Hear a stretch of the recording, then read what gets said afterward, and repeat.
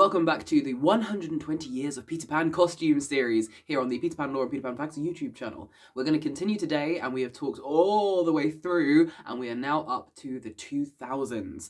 Looking back on this series, we have talked about the original stage costumes, from the concept designs to the red autumnal tunics that first appeared on the British stages, and then we moved through to the greener, leafier tunics and costume designs. We have talked about musicals, we have talked about animation, we have talked about video games, we have talked about so many different versions, good, bad, and anywhere in between, and now we are closing in on the 120 years, which means we are closing in on the present day. So for this video, we're going to be talking about Peter Pan costumes from 2000 to 2020, and then in the last video I'll be talking about the more recent costumes and ending the year with a big sum up talking about every single one. Alright, let's dive into the 2000s and 2010s of Peter Pan costume. Real quick before we begin, a lot of the costumes I'm going to mention in this video I have already gone into in depth in other videos, so what I'm going to do is when I get to them, I will talk about them in brief, and I will direct you to the previous video where I talked about them properly, and then we'll move on to the next one. This means I'm not going to be repeating myself too much, and there'll be more room for the other costumes we haven't looked at yet. So with the turn of the millennium came brand new Peter Pan shows, Peter Pan concepts, Peter Pan ideas, and one of the first ones was Peter Pan, a musical adventure. Can't you see it as one big adventure? This one I talked about before in the musicals episode, so I'm only going to touch on it just a little bit. Number one, the musical is fantastic. I love this show so very, very much. If you can, go and listen to it on Spotify and on YouTube. It's all over the place. It's really beautiful. Special shout out to the song There's Always Tomorrow, which just always gets me right in the feels. There's always tomorrow. Absolutely gorgeously performed by everyone on this soundtrack. James Gillan is singing for Peter Pan, who you may know as Lord Farquaad in the Shrek tour that happened recently. He's also played Bok in Wicked and so many other parts. Absolutely fantastic actor. Absolutely love this guy. So Peter Pan, a musical adventure. Love this so very much, but what about the costume? In brief, as I said, because we've covered this before, there are so many different versions of this costume, but the one I've talked about for this series is the one that is in the pictures and the adverts for this show. The one that James Gillan wore in the CD soundtrack where you can see the different pictures, that kind of thing.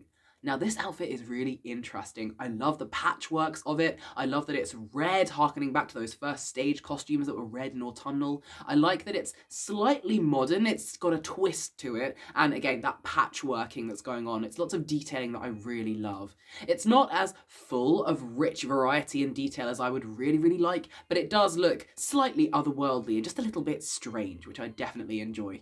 Alright though, we have talked about this one before, so we're going to move swiftly on to the next. In 2002, we got Disney once again, with Peter Pan Return to Neverland. Now we talked about this when we talked about the animated Peter Pan, so again, just lightly touching on this one. Now this one is very similar to many of the other Disney versions of Peter Pan, and that is a simple green tunic, a simple belt, pointed shoes, and the classic hat with the red feather.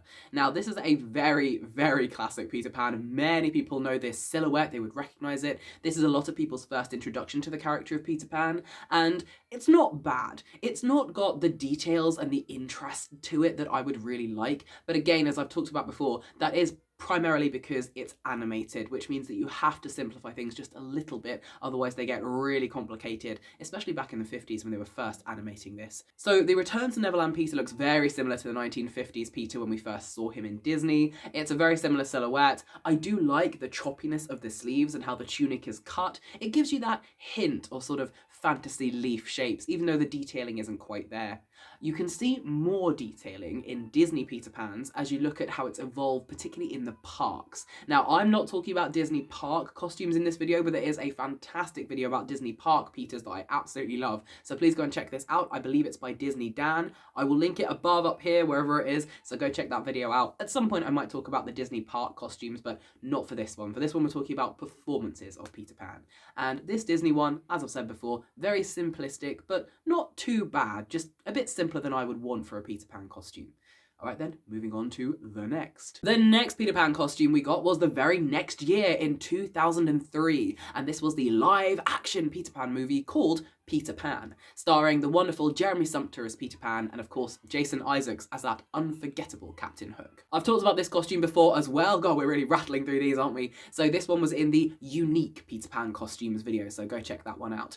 But in brief then, what do I love about this costume? Well, its uniqueness. I love that they drew inspiration from the original source material, which talks about Peter being clad in leaves and the juices that ooze out of trees. It is a very natural looking costume. You can see the different leaves and textures and shapes and tones. They look otherworldly and fantastical. They're bright and vibrant. I love the way that it's shaped and sculpted to his body. I love this costume very much. And it does stand apart as one of the unique Peter Pan costumes, because while many of the other ones, especially on the stage, have had leaves all over them, this one is quite literally natural, made of leaves themselves. You can see the vines and the embroidery work. It's absolutely stunning. Having a closer look at this in the behind the scenes pictures, it's absolutely beautiful. So really love this costume, absolutely adore it. But we have talked about it before, so let's move on again. Yet another Peter Pan costume from 2003, and again it's one we've already talked about, and this was in the Dark adaptations video, and this is from the movie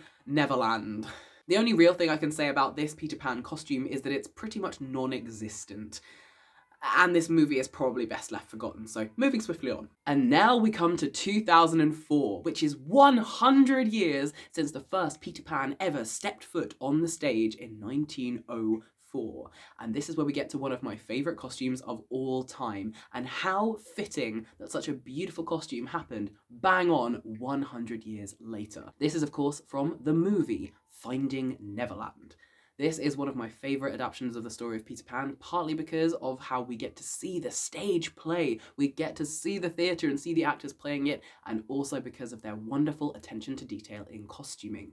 Not just in Peter's, Wendy's as well, particularly in her later costumes on the stage, where you can see the berries in her hair, the little hat and the outfit she's wearing. It's all very reminiscent. It looks directly pulled from the pages of books where I've looked at the original stage costume designs. And the same can be said for Peter's. They really studied those original costumes, and while they have made it their own, they drew so much inspiration from them. It's absolutely stunning. While we're at it, it's probably only right to share with you the costume I made. This is my version of the Finding Neverland costume. It is not an exact replica, but it is as close as I could get. I have done the little detailing all the way down the sleeves, the golden leaves cascading all the way down the tunic, and of course going across the shoulder onto the back as well. This is one of my favourites, and I might just have to chuck it on to talk about it.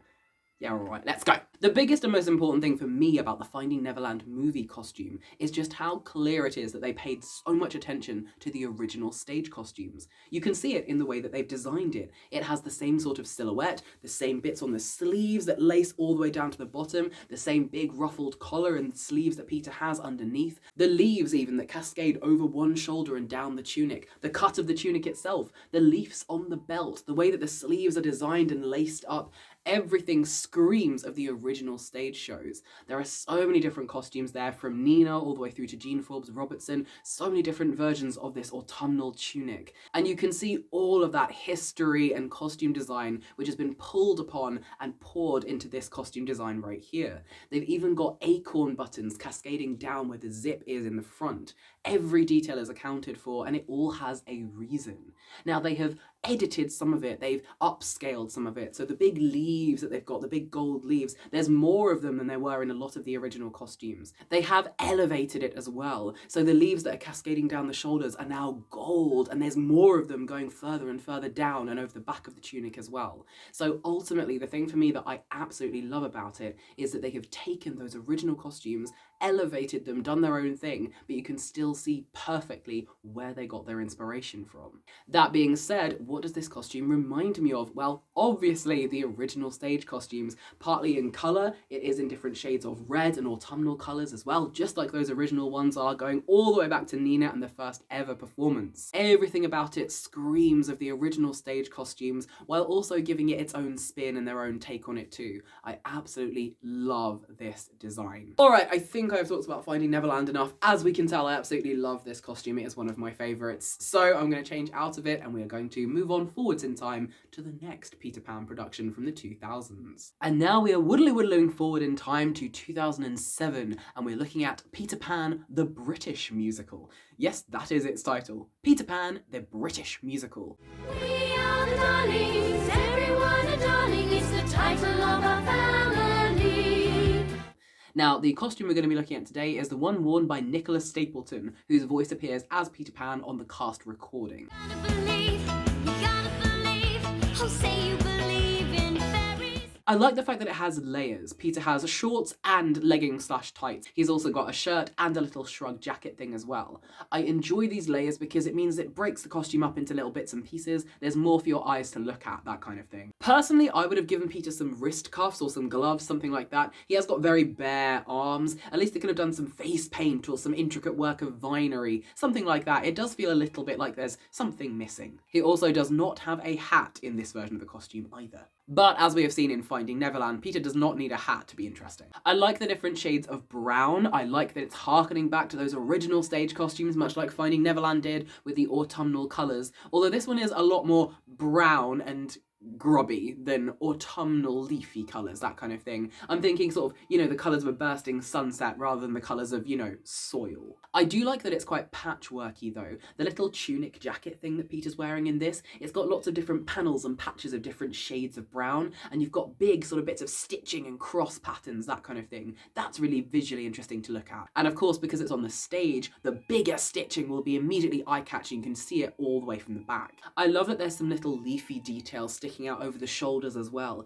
It gives this sort of impression of wings, and of course Peter did have some spiderwebby wings in very old costume designs, and I like the fact that it is drawing inspiration, I think, from those older stage costumes and having the leaves sticking out over the shoulders too. It's a good touch on the design. The shoes are very interesting. They're giving a sort of Tiger Lily Lost Boys vibe. They're open toe, which I think is incredibly dangerous for a Peter Pan running around and flying on a stage, but that's just me. But I do like that it's got little strips going around them, holding them in place. It gives very, I'm on an island and it's probably changing temperatures a lot, quite warm, I can go in the water, that kind of thing. But it also gives a sort of indication that Peter is barefoot. So I do like that, but for the actor's safety and the fact that I really love a good Peter Pan boot, they're not my favourite, but aesthetically I can see why the choice was made. Overall, this costume is definitely reminding me of the original stage costumes from many, many years ago, with the autumnal different colours. It's not green. The shorts are a sort of browny green colour, but really it's reminding me of those old leathery autumnal tunics that Peter used to wear so many years ago on the stage.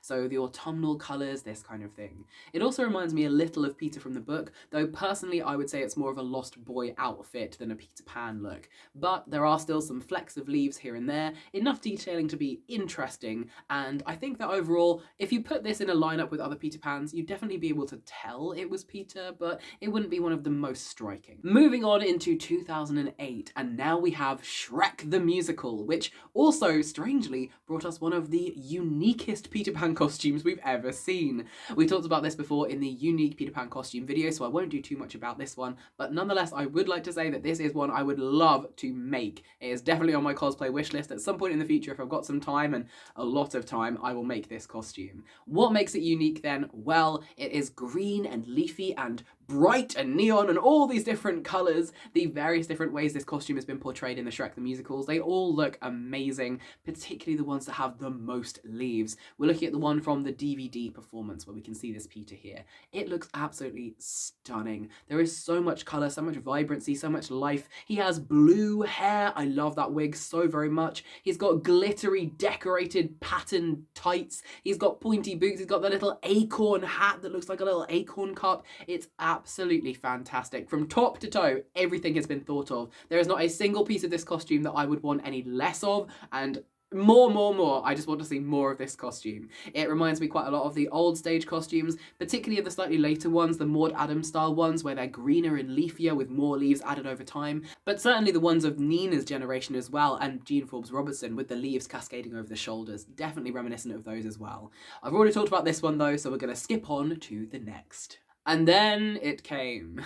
The Kensington Gardens 360 Peter Pan performance. There is no way to describe this show other than just whoa! It was huge. It was a very big deal at the time, and the costumes were also elaborate, and yeah, let's talk about that Peter Pan costume. The Peter costume we're talking about here was worn by Kieran Kellgren to great success. Now, this was a 360 show with huge projected backdrops flying over the audience, revolving set pieces. It was just a huge, incredible, insane time. I am gutted there isn't more footage of it available on the internet to show you guys. It's a spectacular, spectacular show, and I hope they do it again one day. Good grief, would I pay money to be involved in making this happen. But let's talk about that costume then. One of the big things I love about this costume is that it feels quite natural at points. The big feathery fluffed bits going all the way around Peter's throat, going down across his back and his shoulders. It's very reminiscent of the original stage shows and the original costume designs, which had bits of feather and leaf and fluff and twirly bits going all the way down across Peter's shoulders. So I really like that. This is another show where Peter has minimal footwear. This, I think, is partly so that it does give the illusion of bare feet as he's running around, and possibly also for grip as he's bouncing off these rocks and climbing over these sets and flying and soaring around. He's just wearing, it looks like sort of little brown pop socks, essentially, just sort of giving his feet some grip. It is a very good look though. This is a very bare Peter, a bit like the 2003 film with Jeremy Sumpter, where Peter is wearing vines and leaves and things, and there's a lot of naturalness to it. This too is quite a natural costume, but in a different way. There's less vines and leaves on it. There are those feathery fluffed bits. It's more just that it's easy to move in and there's not too much of it. He's not wearing a hat. He's not wearing anything that could be cumbersome. It's a short little jacket that flaps around and then a free chest. He's got these sort of baggy half cut off trousers and then what looks like non-existent shoes. It's a very bare skin, bare to the world, ready to brawl Peter, and that's a vibe I definitely can get behind. In other videos, I've talked about how I dislike the fact that people have just chucked Peter into essentially braces and not done anything with them, particularly because a lot of the time it's done to hide the harness. I feel like this production did a very good job of hiding the harness. Peter does look a bit like he's in braces again, but they are done so beautifully and they have so much detail on them that it just looks as if they were always meant to be there, harness or not.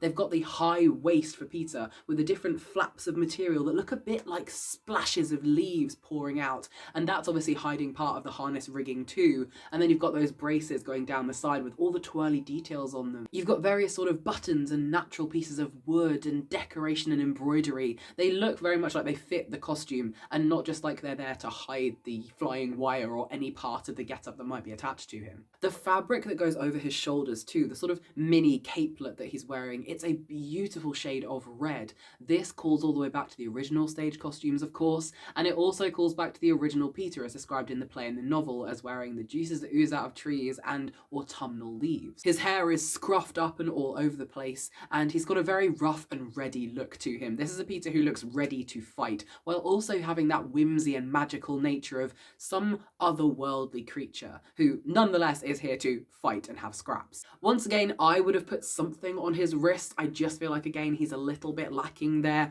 but overall, I really do love this costume. I think that the vibe is right. It looks like a gritty Peter who's ready to fight, but also one who's fantastical and whimsical and can take flight as well. Overall, this costume definitely reminds me of those original stage costumes, mostly in the colour, the autumnal reds and browns and oranges, that kind of thing. I can definitely see some of the hints of detailing and adding bits as well, so that's definitely there. I love the fact that they went their own way with it, and it definitely gives a gritty, grounded, earthy note to Peter, and he's rough and ready to fight and tumble and things like this. It also definitely pulls some inspiration from the source material too, those descriptions of Peter as not wearing very much at certain points, and also of the autumnal leaves and the very natural look to him. I also think that if you put this one in a lineup with all the other Peter Pan costumes, it would probably feel more at home than some of the other ones, but wouldn't necessarily immediately jump out to you as that's a Peter Pan costume, but with a few extra details here and there, it probably could. Alright then, let's move on to the next. And then we come to 2010 and the Peter Pan Ballet. This production was by the Northern Ballet Theatre and it's absolutely stunning. This was a costume I very nearly put into the unique Peter Pan costume video as well, but it just got beaten out by a few other ones. But it is nonetheless absolutely breathtaking. Let's talk about it. It was designed by David Nixon, who was also the choreographer and director of this show, so Major props to this guy who clearly, much like me, cannot stay in one lane for very long and likes to have many fingers in many pies, and I applaud that absolutely. This is a costume that is absolutely stunning from every angle. Every time this Peter moves, there is something new to look at, and clearly that was the intention. This is not just a stage costume, but a ballet costume. This Peter is going to be so full of movement and energy all the time. The audience is going to see every inch of him. Much like the Kathy Rigby version of Peter Pan, who is all over the place all the time, this Peter, you know from the get-go, is going to be performing at all angles, everywhere, all at once. This costume is absolutely swept through with leaves, so many different colours and sizes and shapes. It's absolutely beautiful. Remember the Shrek the Musical one we talked about? Well, take that and times it by 1,000. These are beautiful, elegantly designed. They fit with the dancer's movements and body. They go up in this huge swirl of a tunic. You almost can't see where the leaves begin and the dancer's skin ends and they meet. It's absolutely stunning work. It continues down into the dance tights where you can see the leaf shapes going down and down and down, further accentuating this correlation between the dancer's skin and Peter's tunic made of leaves. The dance shoes as well are fantastic. I love the little brown boots with the twirls tying them up. It looks very natural, the green going into the brown of the shoe and twirling back up again. It's all absolutely breathtaking. The Peter does not have a hat in this, which is very forgivable given that they're going to be dancing and pirouetting and twirling all over the place. Absolutely fine for this Peter to not have a hat. There are details on Peter's arms as well. He's got skin-coloured sleeves which are meshy, but right at the bottom you've got these little leafy details. Again, encompassing those wrists, doing something with the skin that I absolutely love. And again, smudging that gap between Peter's skin and the rest of his outfit. I absolutely love that. And just look at the details in these pictures. Look at the different textures and the types of fabric they've used. It looks like so many different leaves from fantastical worlds that have been sewn all together. It looks absolutely, pun intended, seamless. It took a long time of looking at this with a costumer eye to realise how you would even put it on. It's absolutely stunning.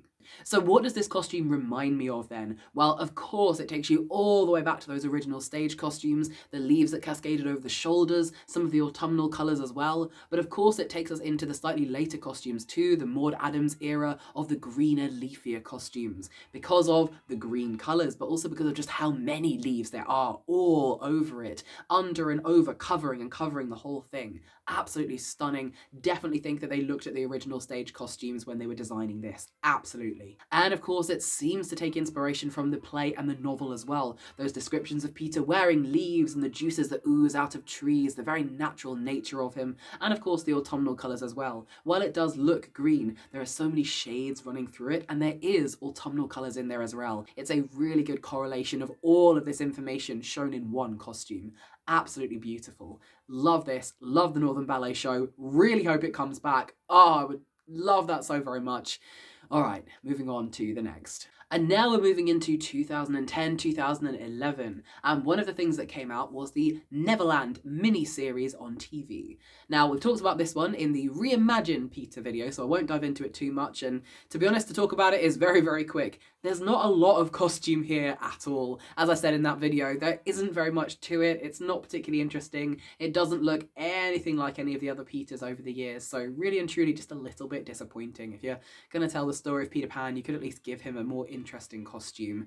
Overall, it doesn't really remind me of any of the other ones, except for a lot of the other reimagined costumes in that video where they all look just a little bit similar and just not very much at all. So yeah, moving very swiftly on from this one. And once again, we have found ourselves with a Peter Pan costume we've already talked about, this time in the Dark Reimaginings video. And this one is from the 3rd season of Once Upon a Time. Now, as I mentioned in that video, this costume actually does have quite a lot of detail. The problem is you can't see it. Much like when I talk about the movie Hook, it's very disappointing for me with Once Upon a Time because this costume has way more detail than it appears to have when you see it on the screen. That's not just because it's often in the dark, although that doesn't help, but it's because they clearly just haven't taken into account how it's going to appear on camera. When you see it off screen, when you see it in behind the scenes shots or pictures of the costume itself on a mannequin, you can see all those beautiful details. You can even see that it's 2 different shades of green. It's not even the same colour, but unfortunately that doesn't show up on screen, which is very, very sad. I do like the details that are there though.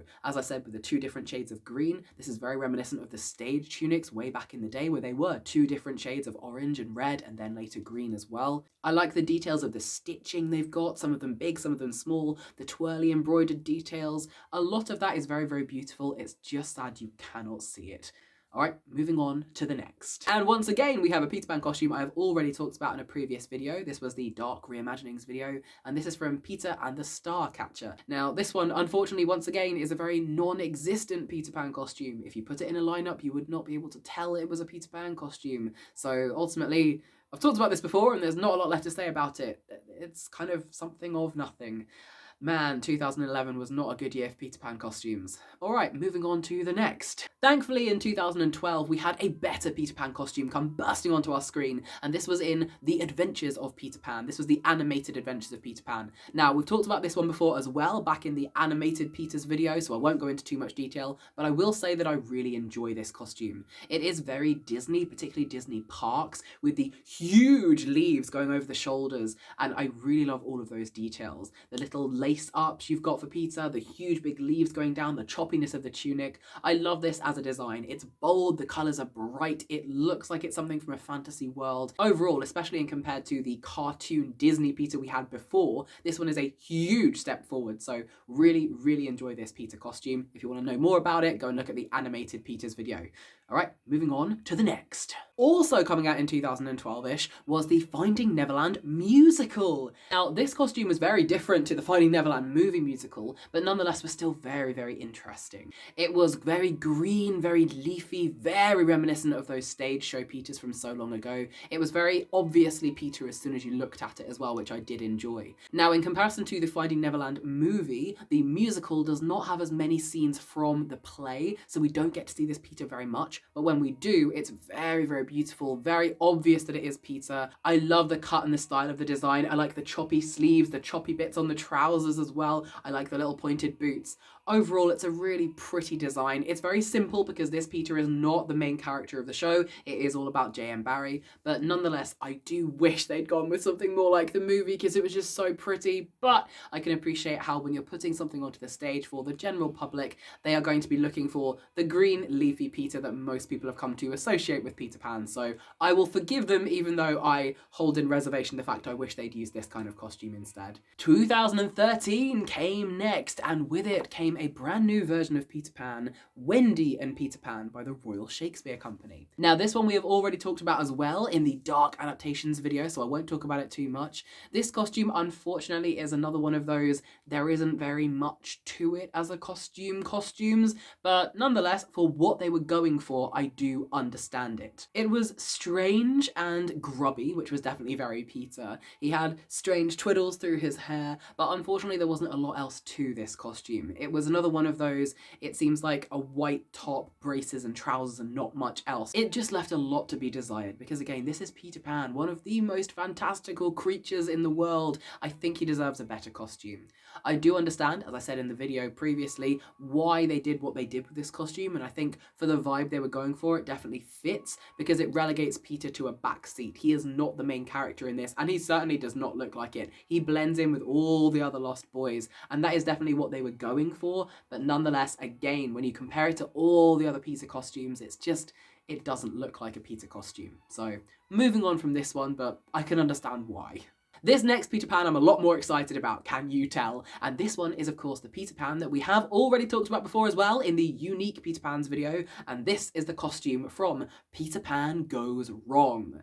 Absolutely love this show. I've already talked about it far too much, so I'm not going to talk about it too much right now. All I will say is this costume is absolutely unique, very different, very individual. I love the fact that they went with a top and trousers. It's not a tunic for once. And they didn't just give us plain trousers like so many others have. They do so much detailing down the side. It's beautiful. It's got different colours in it and styles. It's very patchworky. It almost feels like something that's been patched together by fairies and natives of the Neverland. I love his little boots as well. I like how they attached him to his wires too. You can see where the attachments are, but they still fit within the costume too. I love that everything has something going on. The hat is interesting, it's curled up and it's beautiful and glittery. You can see all the different details in the patchwork of the top. The trousers, as I've said, have absolutely gorgeous embroidered detail down the side, looking so natural and weird and strange. It's bold and bright in colour. It definitely looks very Peter Pan-y. I do think that possibly, if you put it in a lineup with all the other Peters, it might look a bit like a Lost Boy costume. However, if you include things like the hat and the big acorn button, that kind of thing, I think that would make it clear who he was. It might not be as exciting as some of the other ones, but it is nonetheless very unique and absolutely beautiful. Alright then, moving on to the next. 2014 comes now, and we are celebrating 110 years since the first Peter Pan show was put onto the stage. And what came out this year? What big offering did we give to the world of Peter Pan lore and J.M. Barrie to celebrate 110 years since someone first played Peter Pan on the stage? We got Peter Pan Live. Good God, I've not been looking forward to talking about this one. I've said this in a few other videos before, I've talked about it over on TikTok. Alison Williams is one of the worst performers I have ever seen playing the role of Peter Pan.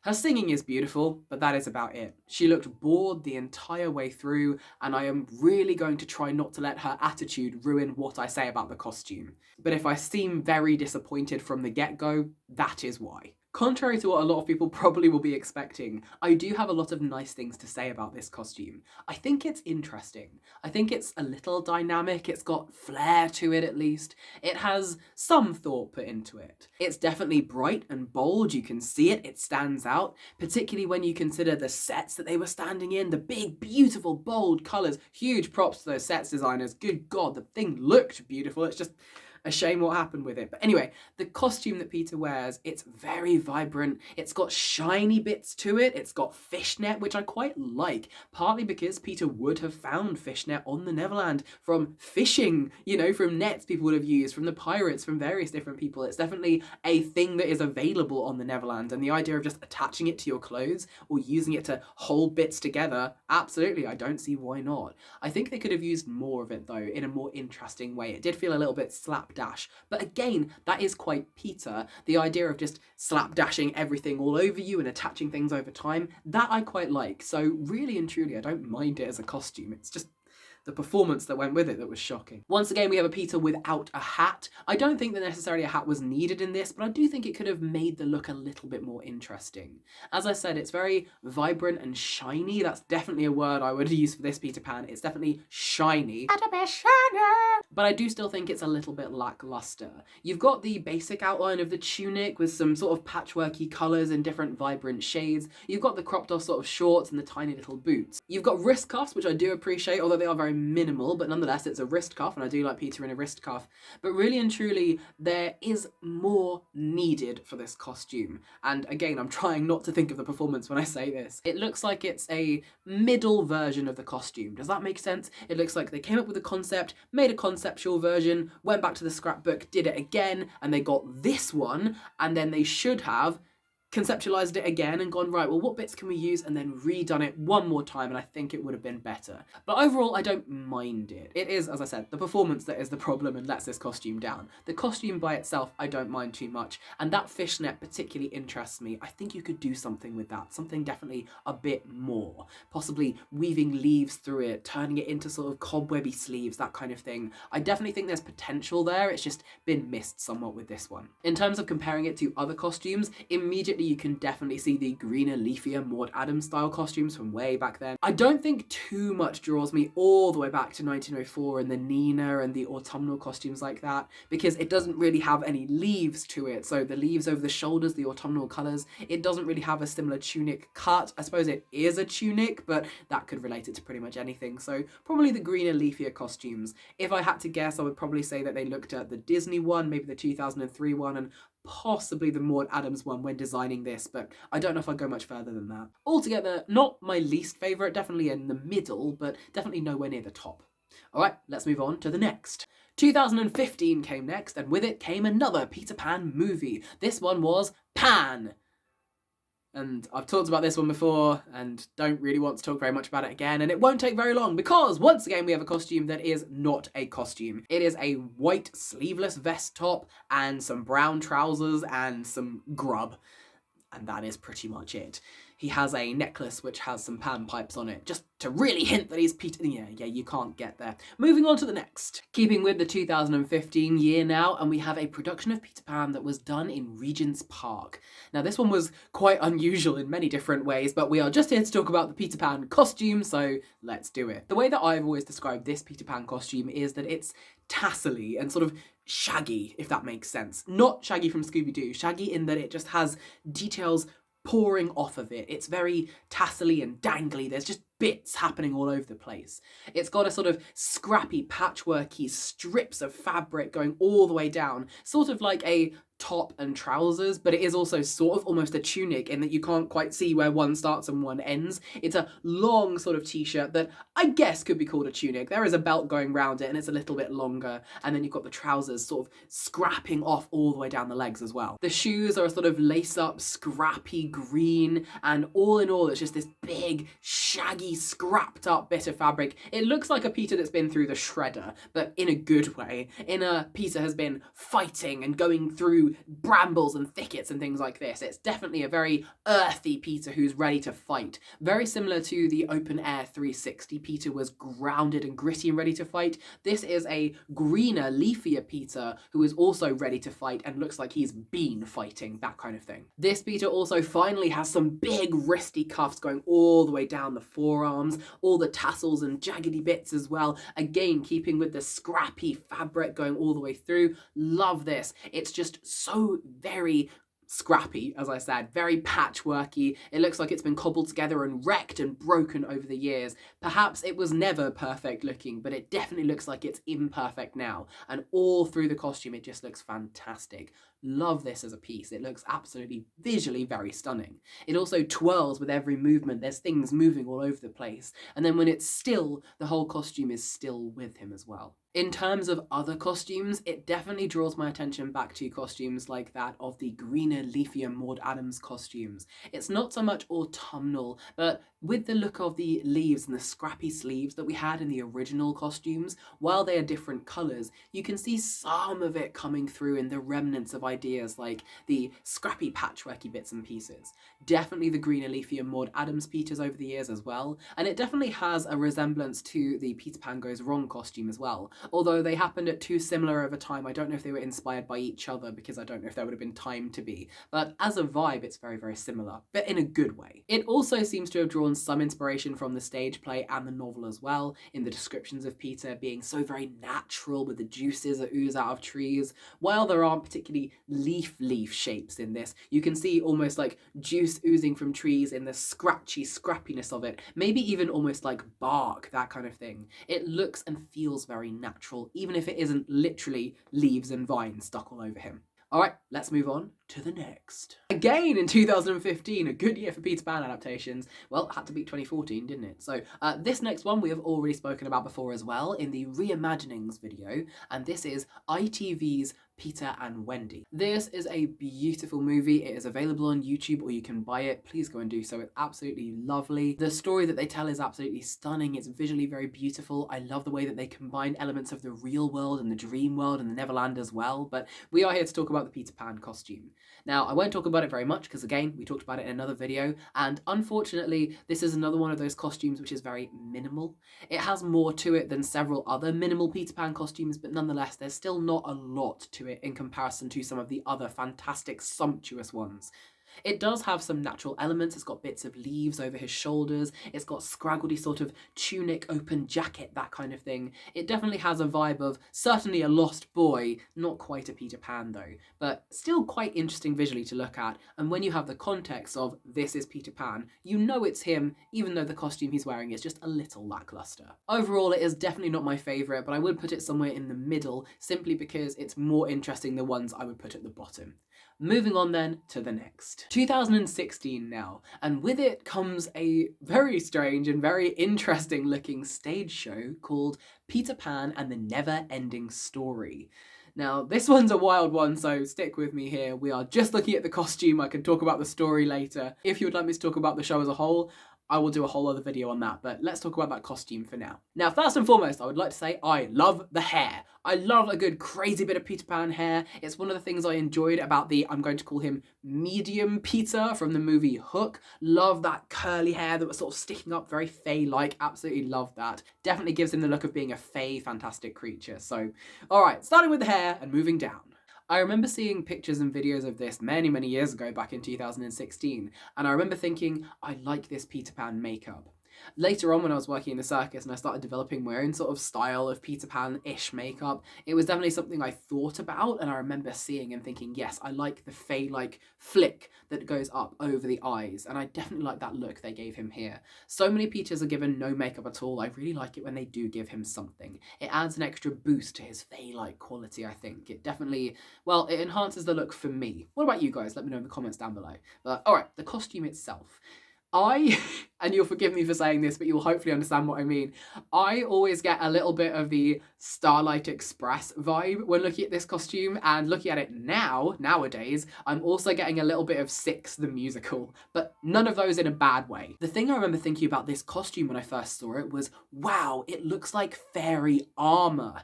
And the more I think about it, the more I look at it, and ignoring the whole Starlight Express and Six the Musical thing, again, not in a bad way, just it's there visually, I definitely can see that is what I think they were going for. It feels like armor. It feels like fairy armor. Very leaf-like shapes twirling to a point over the shoulders, the way that it fits and sits, and you've got the sort of chest piece that's panels and the bits going down his back, but it moves with him as well. You can see it's easy to bend and to move in. It looks like it gives you a freedom of movement and flight and the ability to fight with a sword and move and jump and duck all over the place. That's huge, very important to a character like Peter, who I don't think would have wanted armor per se, but the vibe and the look of this I think is something very interesting, and yeah, if it looked this cool, Peter would probably want it. I also like that they've gone a very natural route with it, where there's the vibrant green on top, and then there's a sort of brown detail on the bottom. It almost gives Peter the look of a seed that's bursting out and turning into a tree. Very natural, very autumnal. You've got the dark brown sort of tunic leotard underneath, and then the bright green on top. It feels very much like he's part of the earth, part of this cycle of life, that kind of thing. It definitely is giving me soil and dirt and bursting into a leaf and into a bloom. It's a really interesting concept and I really like it. It's also a very good way of not having Peter have too much bare skin with nothing going on. You've got this all going down his arms and down his legs. Really interesting look. I love the patchworky details they've got too. Some bits going across his knees, going down across the tunic-y bit, down his arms and his legs. They've even got patches of different colours, flecks of red and blues and greens. It reminds me of birds, scatterings of feathers and colours like a jay bird and brightly coloured birds like this, which of course was hugely inspirational in the first stage design costumes for Peter Pan. Speaking of, what does this costume remind me of? Well, definitely of the Maud Adams style green leafy costumes, but also 100% of not just the Nina and the Jean Forbes Robertson autumnal original stage costumes, but of the original stage design costumes as well. One of the ones I talked about really early on was this design for Peter that had him with loads of little tassels and leaves and even a bird tail-like part of his costume. And that is hugely important here, and I think that's the kind of thing that they have drawn inspiration from. You can see all the elements of just bird and bird-like and also natural as well. Definitely calling back to all of those. I think they've paid attention to that Peter and the Peter who is one with the Neverland and can move easily and is just this fantastical fae-like child. Definitely like this as a concept, definitely like this as a costume, and I definitely think that if you put it in a lineup of all the other Peters, it would fit in absolutely wonderfully. Alright then, moving on, there's only a few years left till 2020. I will very briefly mention the movie Wendy at this point. There is a Peter Pan in that movie, but really and truly it's another one of those costumes that isn't really a costume, so there isn't a great deal to say. But I will just mention it because a lot of you ask about it, and yes, I've seen it, I will rewatch it again. I'm going to do a whole series on this channel, I think, where I watch different adaptations and I give my thoughts on them, very reacting to it kind of style. I don't think I'm going to be anywhere near as good as that Danny guy when he watches Hell of a Boss, but but we can dream and aspire, can't we? So yeah, Wendy the movie, I will rewatch that again at some point soon, but it's not really a very Petery costume, so I haven't got a great deal to say about it, I'm sorry. But we can talk about the Peter from Come Away, another movie from 2020, which actually wraps up this video. This film is an odd one, but nonetheless, it's fairly enjoyable. It's got a lot of references to the world of Peter Pan and the world of Alice in Wonderland, and their respective authors as well, to the point where something happened, and because I have a little bit of knowledge about Lewis Carroll, I went, oh, are they doing that? Oh, okay. And because I've got some knowledge about J.M. Barrie, one character appeared on screen. I won't say who, no spoilers. All it took was a character appearing on screen and saying their name, and I went, oh, you're gonna die. Uh-oh. So a really interesting, quite sad at points movie, but it does have a Peter Pan costume, for lack of a better word. It does technically, sort of, maybe, possibly. I'm gonna count it, and let's talk about it. So this costume, very briefly seen right at the end of the movie, no spoilers-ish, I guess. It's quite simple, it's quite quick, it's very earthy and grounded, very green, but also just a little bit brown, not quite autumnal. It's a very sort of earthy green. It's not vibrant, bright green, that kind of thing. Not Disney green, for the lack of a better word. I really like how it's got choppy sleeves, choppy trousers. It's got cool little details of lots of layering going on. I like the choppy details, really. That's my favourite bit, the thing I really remember about this costume, just the choppy little details. And the hat I also quite enjoy. It's got a sort of curled brim to it and a flick, which I very much like. It's not just a hat, it has a little dent to it, twirly whirly shape. It is mostly the shapes about this costume that I enjoy. The scraggledy, choppy edges to the sleeves and the different shorts, and the curled, twirly edge to that hat. I do think it's an interesting design, a little bit basic for me, but nonetheless I would put it in the middle of all of my Peter Pan costumes. If I was going to rank all of them, which I might have to do at some point, that one would definitely go somewhere in the middle, because while if you put it in a lineup of Peters, you could see it as a Peter Pan costume. It's definitely just not got enough detail and interest for me. But nonetheless, it's still very good for the simplistic nature of what they were going for, I think, in that film. And when he had changed into it, it was a marked contrast to how he looked when he was not dressed as Peter. God, that sentence ran away from me. But it looked different enough to be more Peter Pan-like than anything else that anyone else wore. That's what I think I was trying to say. In terms of relating it back to the stage costumes, I think you can. You could probably take it as far back as the Maud Adams style costumes for the green leafiness. I don't think it has too much in common with the original ones from 1904 or the conceptual designs, that kind of thing. But it's green, it's slightly choppy and leafy. I definitely think you could take it back to the Maud Adams era. And there's a little bit that could harken it to the play and the novel. Not so much in the leaves and the juices that ooze out of trees or even the autumnal colours, but just, you know, that nature of Peter living and existing and breathing in it. Something that, you know, feels a bit like a second skin to him, that kind of thing. So I think it definitely reads as Peter, but it just doesn't have as much detail as some of the other ones did. Alright, that is it. That is wrapping us up for this video, which takes us all the way up to the year 2020.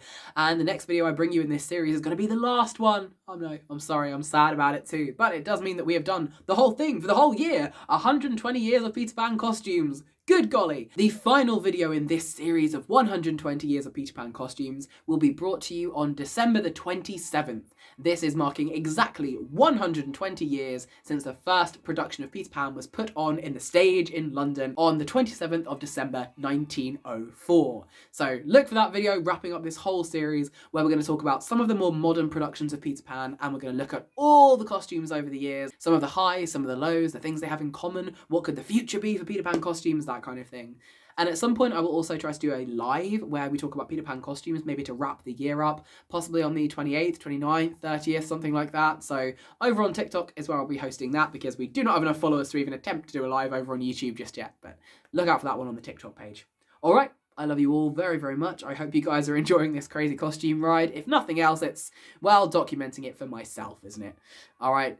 Keep hydrated. I love you all. Thank you for joining in. And if there's anything else you want me to talk about, let me know in the comments. Also, let me know your favourite costumes, just in general. And if you have any other questions, throw them onto the TikTok page, because I will answer them all over there as well. All right, thanks for watching. See you in the very final part at the end of December. Goodbye.